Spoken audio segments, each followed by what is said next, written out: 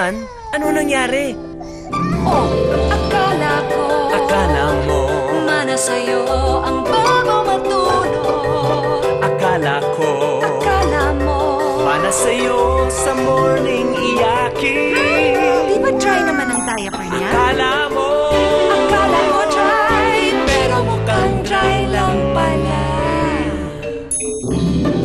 Dapat diaper na dry kahit inside